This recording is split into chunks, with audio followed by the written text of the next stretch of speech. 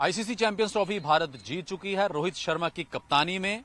लेकिन इस champions trophy जीतने के बाद पाकिस्तान और उनके खिलाड़ियों के लगातार बयान सामने आए कि भारत को एडवांटेज था, एक ही जगह खेलते रहे, पिच उनके माकूल थी और बीसीसीआई का दबदबा है। तमाम ये बातें अब सामने आने लगी हैं। अगर कोई देश एक अच्छा प्रदर्शन करके अगर ट्रॉफी जीतता है तो क्या इस तरह की बातें और इस तरह के जो बयान हैं वो देने चाहिए थे? बिल्कुल नहीं। और मैं जिस शख्स के साथ मौजूद हूं उन्होंने भविष्यवाणी पहले कर दी थी। हमने बताया भी था कि ये फाइनल भारत और न्यूजीलैंड के बीच होगा, भारत जीतेगा। योगराज सिंह पाजी, आपकी भविष्यवाणी तो बहुत सच साबित हो रही है। आपने कह दिया था, हमने बताया भी था प्रॉपर डेट लगा के कि आपने 20 तारीख को पहले ही बता दिया था। अब जो बयान आफरीदी के आ रहे हैं, मियादाद के आ रहे हैं कि भारत को तो एडवांटेज था जी, ये तो बोर्ड इनका इतना दबदबा है, एक ही जगह खेलते रहे। रमेश, मुझे दुख इस बात का होता है कि बहुत बड़े प्लेयर, लेजेंडरी प्लेयर्स, उनको हम ना खुदा मान बैठते हैं, पर ऐसा है नहीं। मेरा तजुर्बा है जिंदगी में, मैं मफतलाल के लिए 10 साल खेला हूँ, बड़े बड़े दिग्गज प्लेयर खेलते रहे। और जब वो कमेंट्री बॉक्स में बैठकर हमने पहले बहुत सारी बातें कर ली पाकिस्तान के प्लेयर के बारे में, उनको बोलने के सिवा कुछ आता नहीं है। वो पंजाबी च कहावत है कि जो डिग्गिया पहलवान होंगे ना थले वाला, वो कहता यार ऊपर एसी चल रहा है, जो उत्ते मेरे बैठा है तो मैनू थले गर्मी लग रही है। मतलब ये बहानेबाजी है और ऐसा करना नहीं चाहिए। हिंदुस्तान अगर पाकिस्तान में खेलता तो क्या एक डिफरेंट रिजल्ट होता, या हिंदुस्तान कहीं और जगह खेलता तो क्या डिफरेंट रिजल्ट होता? ये सब बकवासबाजी है और शर्म मुझे आती है इसलिए कि इतने बड़े बड़े प्लेयर, दिग्गज प्लेयर पाकिस्तान के, और इस तरह की वो बातें करते हैं। आप हार गए, आप टूर्नामेंट से बाहर हो गए। मुझे ये बता दीजिए कि पिछले 20 साल से पाकिस्तान की टीम ने किया क्या है? 20-25 साल से, जब से इमरान खान गया है, ये टीम कभी खड़ी नहीं हुई, ठीक है? लेकिन आप अपने प्लेयरों के बारे में या प्लेयरों के लिए कुछ नहीं कर सकते, सिर्फ बोल सकते हो। और फिर जब वो हम जीत जाते हैं तो आपको इतनी भी शर्म नहीं है कि आप बोलो कि जी वेल प्लेड, हिंदुस्तान बहुत अच्छा खेला है। फिर आपके पास बहाने हैं। ये कमजोर कमजर्फ आदमियों की बातें हैं और मैं इन बातों पर ज्यादा ध्यान देता नहीं, पर मुझे हंसी बहुत आती है क्योंकि वो अपने आप को बहुत बड़े दिग्गज प्लेयर समझते हैं, legendary players.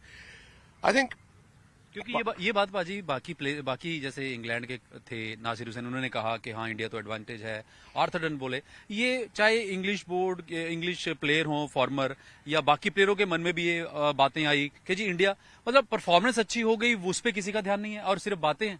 I tell you, जब से हिंदुस्तान में आईपीएल आई है और हिंदुस्तान की टीम बहुत बड़े पायदान में, हालांकि फिर मुझे बात वो करनी पड़ती है, अच्छा नहीं लगता, अगर 2011 के वर्ल्ड कप के बाद टीम टूटी ना होती तो आज हिंदुस्तान की टीम इतनी बड़ी होती कि सारे मिलके भी उसको वर्ल्ड 11 के हरा नहीं सकते थे।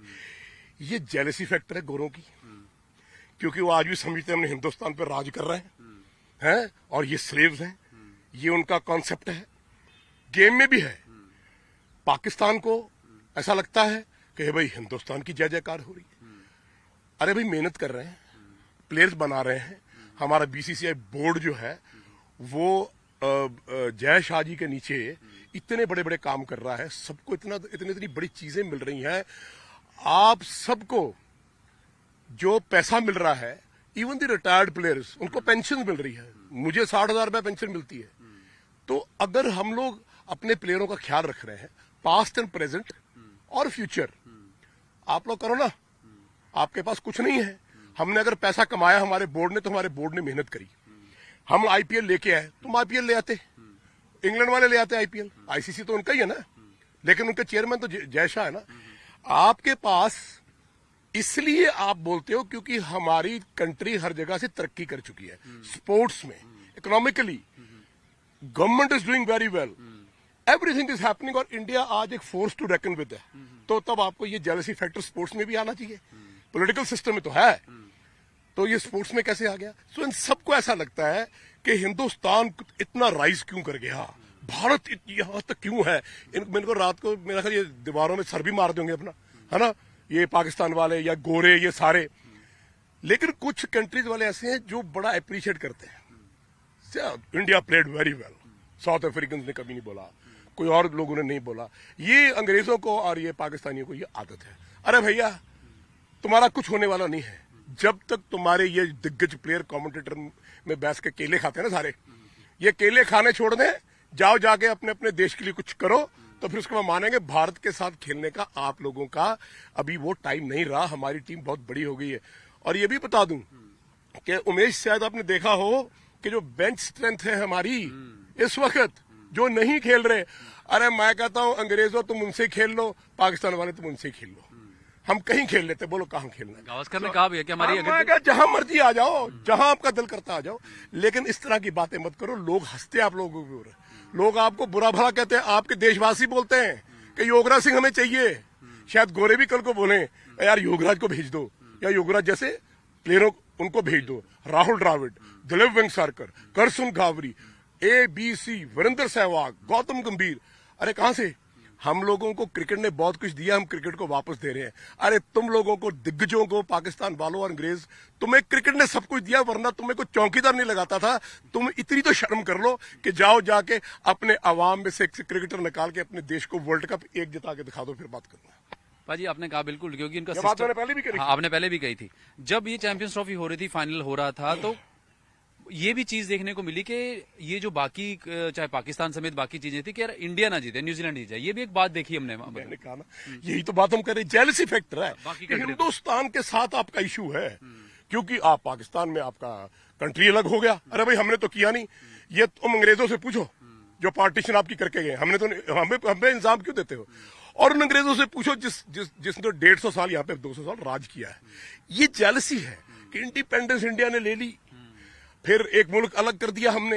हम तो जी इनको लड़ा लड़ा के खत्म कर देते, लेकिन गोरों को ये थोड़ा पता था कि हिंदुस्तान इतना दूर चला जाएगा। क्योंकि हम लोग सब एक ही मजहब के लोग, एक ही वर्ग के लोग, अपने देश को, अपने देशवासियों को फैमिली समझते हैं, उनसे प्यार करते हैं, मोहब्बत करते हैं और उनके लिए मरने के लिए तैयार है। ये फर्क है भाइयों, तुम में और हम में। आप हिंदुस्तान का मुकाबला कहां करोगे? आप 10 जन्म ले लो तब नहीं कर सकते। बात तो ये है। वर्ल्ड टेस्ट चैंपियनशिप का फाइनल है, भारत नहीं है, लेकिन असर दिख रहा है। टिकट सस्ते हो गए, कहा जा रहा है कि 40 करोड़ से ज्यादा का शायद लॉस हो। भारत की ब्रांड वैल्यू क्रिकेट में बहुत ज्यादा बढ़ चुकी है, भारतीय प्लेयर्स की बढ़ चुकी है।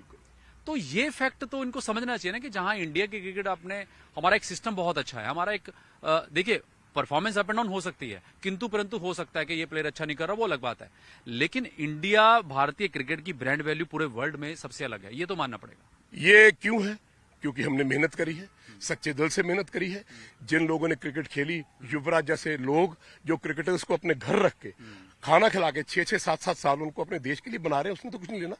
सब लोग की यही सोच है। राहुल द्रविड़ को कुछ नहीं चाहिए, दिलीप वेंगसरकर को कुछ नहीं चाहिए, या तमाम उन क्रिकेटर को कुछ नहीं चाहिए।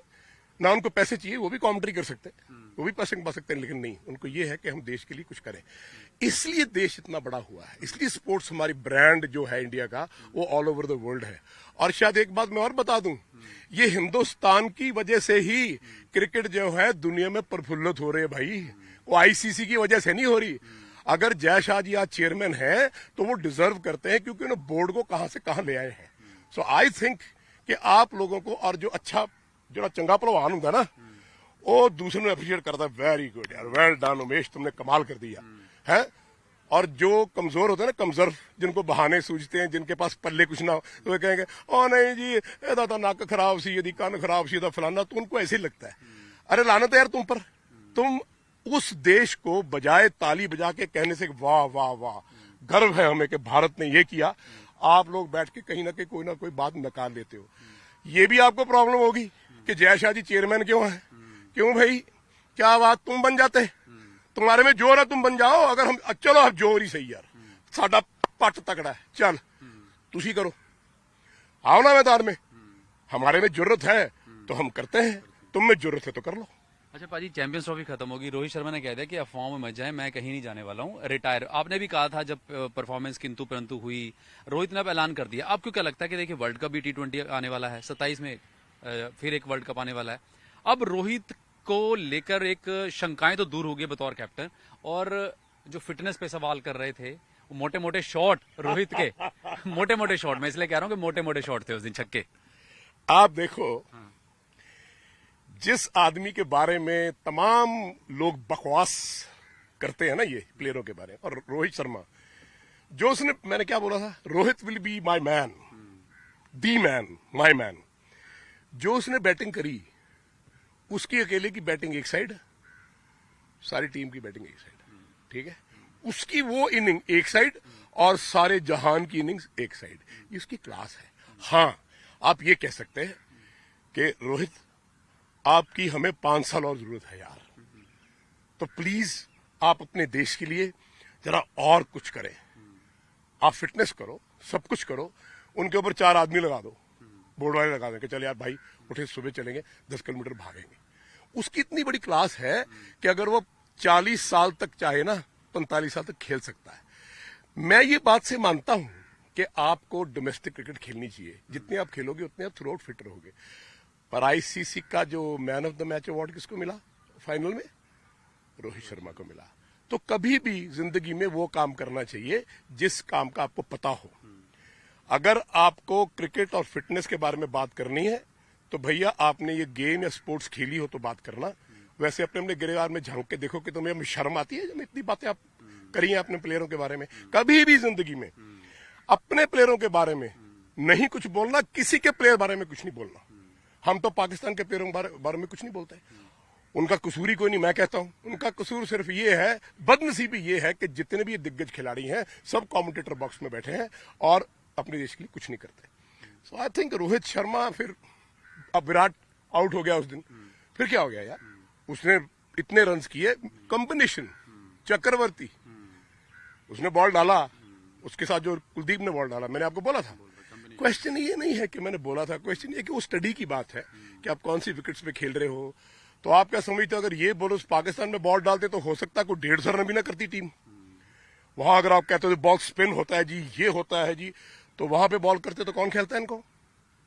सो डिपेंड करता है। हम नए नए प्लेयर इसलिए लेके आ रहे हैं क्योंकि हम हर जगह से ढूंढ के ला रहे हैं। आईपीएल में वो प्लेयर खेल रहे हैं जिन्होंने जिंदगी में शायद क्रिकेट बॉल कभी अफोर्ड नहीं करी होगी, जिन्होंने बल्ला अफोर्ड नहीं करा होगा, वो लोगों ने मेहनत करके through media, through BCCI, through IPL अपने देश का नाम रोशन किया है। और ये वो लोग हैं, शायद कहना नहीं चाहिए, जिनको शायद किटबैक खरीदने के लिए इतने पैसे नहीं थे, लेकिन उन्होंने अपने आप को उभार के, बुमराह को देखो कितनी कितनी हजार बॉलें उसने अपने कॉरिडोर में फेंक फेंक फेंक के मां सोई होती थी।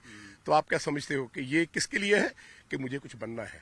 हर हिंदुस्तान के वासी को, हर हिंदुस्तान के आदमी को यह पता है कि अगर मैं तुपका तुपका अपने देश के लिए करूंगा तो समुंदर बन जाएगा। ये सोच तुम रख लो भैया, तुम्हारा भी कुछ बन जाए। लास्ट सवाल पाजी, सफेद गेंद की क्रिकेट में क्या आपको लगता है रोहित कोहली को अभी 2027 तक तमाम फॉर्मेट खेलने चाहिए, या आगे कोई आपको देखता है कि अब अपनी मशाल आगे करना, या आपको लगता है कि नहीं यार रोहित अभी भी है?